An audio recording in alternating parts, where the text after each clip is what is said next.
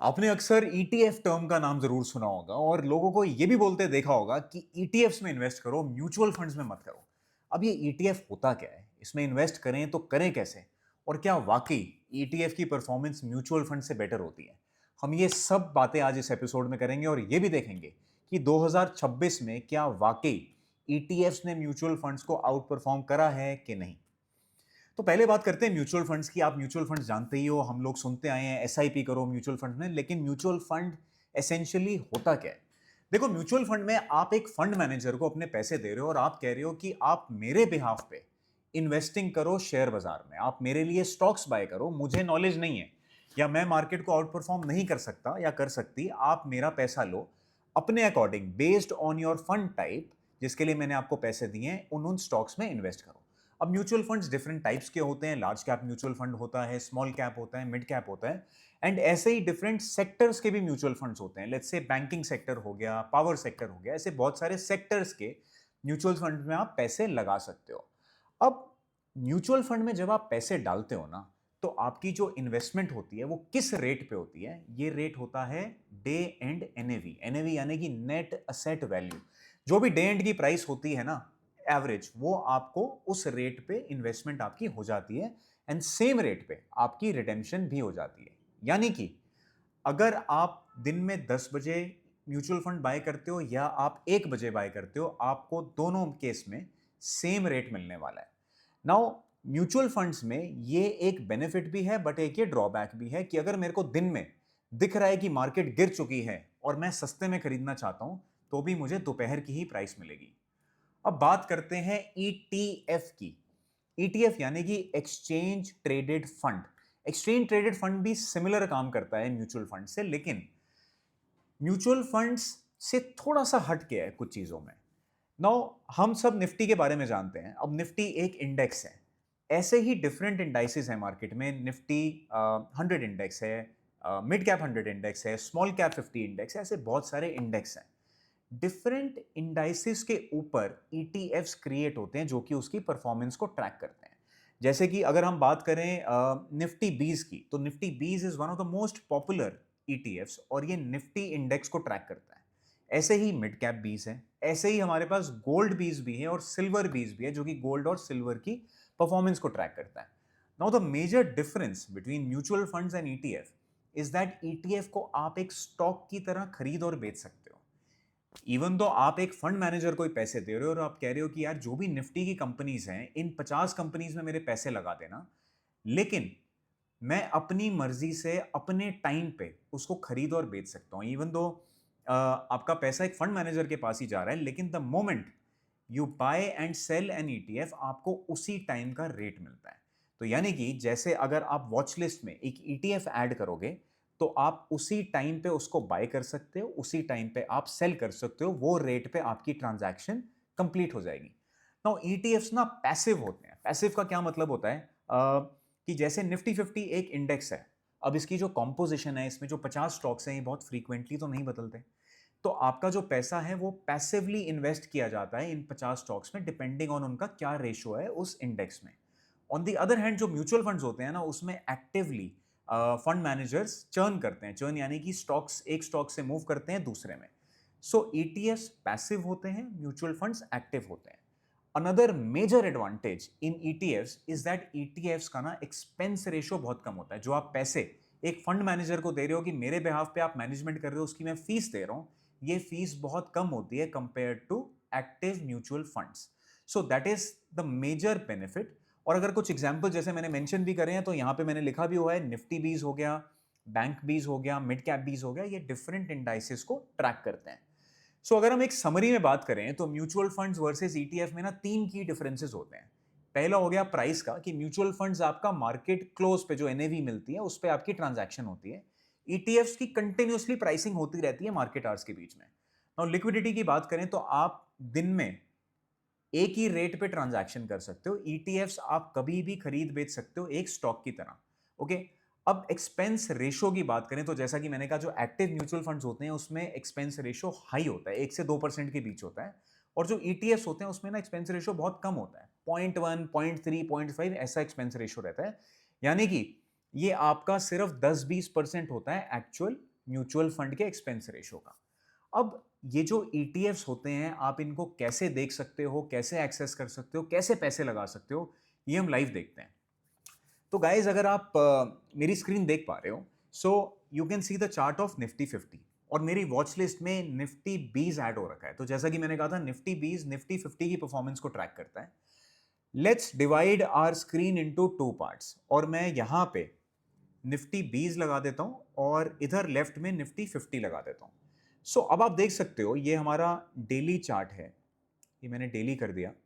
So daily में यहाँ पे जो मूवमेंट है ना दोनों में, वो बहुत सिमिलर रहेगी। आप देखोगे, आपको ऐसा लगेगा मैं दोनों चार्ट्स एग्जैक्टली सेम देख रहा हूँ। सो ये आइडेंटिकल रहते हैं, यानी कि जैसे जैसे निफ्टी मूव करेगा वैसे ही आपका निफ्टी 20 मूव करेगा। तो यानी कि अगर आप चाहते हो मेरे को निफ्टी में इन्वेस्ट करना है, तो आप सीधा निफ्टी 20 में इन्वेस्ट कर सकते हो। It's as simple and that. और अगर आप इंट्राडे की परफॉर्मेंस भी देखोगे, तो इंट्राडे भी ना दोनों का चार्ट बहुत हद तक सिमिलर होगा। सो ये रहा इंट्राडे चार्ट। अब आप देखोगे यार, इसका भी जो चार्ट है ये काफी सिमिलर है दोनों का। सो सिमिलरली अगर आप गोल्ड बीज देखोगे, सिल्वर बीज देखोगे, मिड कैप बीज देखोगे, ये सारे किसी ना किसी इंडेक्स या एसेट को ट्रैक कर रहे हैं और उसमें इन्वेस्टमेंट कर रहे हैं। So that means investing in ETFs is a very simple thing to do. यहां से आप जाके सीधा बाय कर सकते हो। यहाँ पे मैं अपनी क्वांटिटी डालूंगा, यहाँ पे मार्केट प्राइस पे I can simply buy Nifty 20, investment मेरी हो जाएगी। I can exit in the same manner, मैं यहां पे सेल करूंगा और मेरी इन्वेस्टमेंट सेल हो जाएगी। इसका यह भी मतलब है कि आप दिन दिन में खरीद के दिन में ही बेच भी सकते हो एक ईटीएफ को। ये आपको ऐसी फ्लेक्सिबिलिटी प्रोवाइड करता है। अब चलते हैं मेन पॉइंट पे। क्या ईटीएफ्स को जो बोला जाता है कि यार इनकी परफॉर्मेंस जो है वो म्यूचुअल फंड से बेहतर है, क्या वो वाकई बेहतर है या नहीं? आपके लिए मैंने कुछ डेटा निकाल के रखा है। तो ये ना बेस्ट म्यूचुअल फंड्स, बेस्ट क्या, ये टॉप के सारे 25 म्यूचुअल फंड्स हैं जो कि लार्ज कैप कैटेगरी में आते हैं। लार्ज कैप यानी कि ये सारे बड़े स्टॉक्स में लगाते हैं, मोस्टली निफ्टी 50 स्टॉक्स में।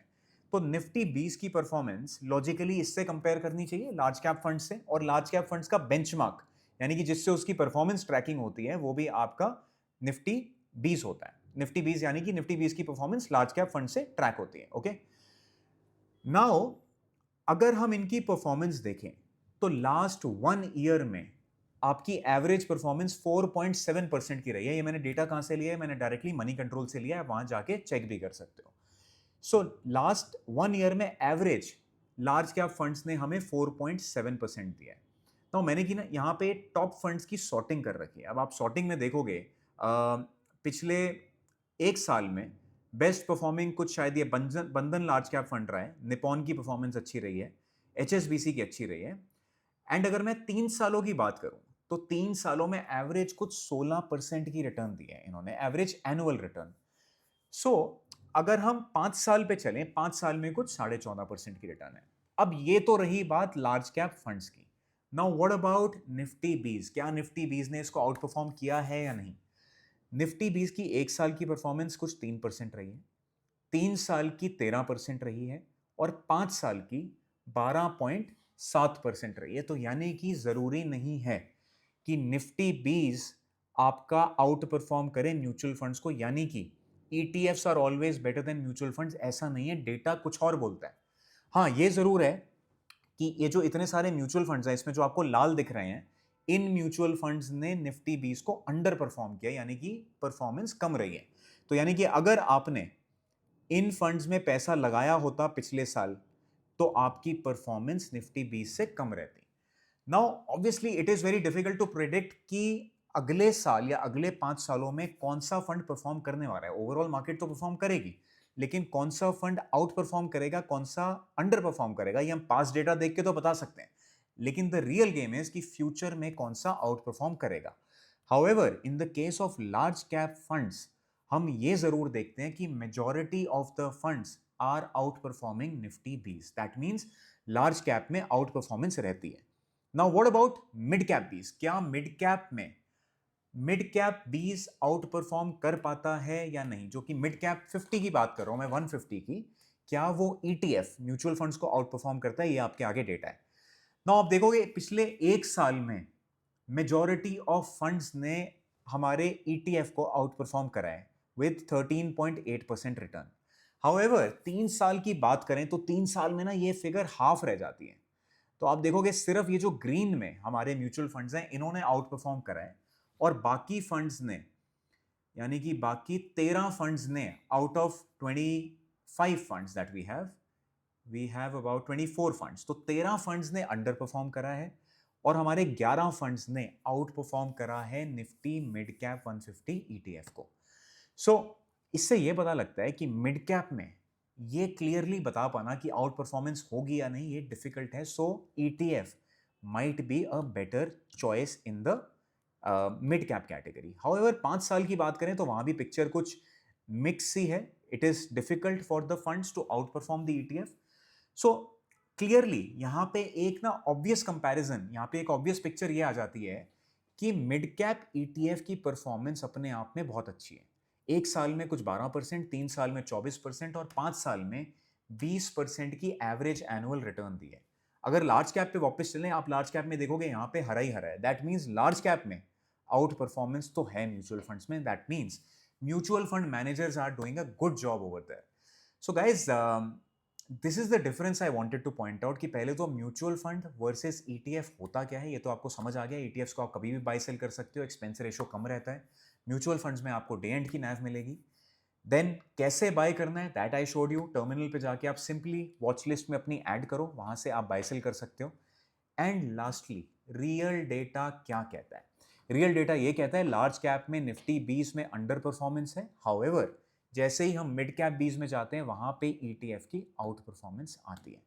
सो आई होप ये आपको इस वीडियो में कुछ क्लैरिटी मिली होगी कि अगर आपको इन्वेस्टमेंट करनी है ईटीएफ में, म्यूचुअल फंड में, तो कहाँ करनी है, कैसे करनी है, कौन से फंड्स अच्छा परफॉर्म कर रहे हैं, कौन से अंडर परफॉर्म कर रहे हैं। My entire aim is that you are able to take an informed investing decision. I hope you like the video. Comments में मुझे जरूर बताना आपको क्या अच्छा लगा, क्या बुरा लगा, और किस टाइप का आप कंटेंट और देखना चाहते हो। And yes, lastly, for future videos do subscribe to the channel.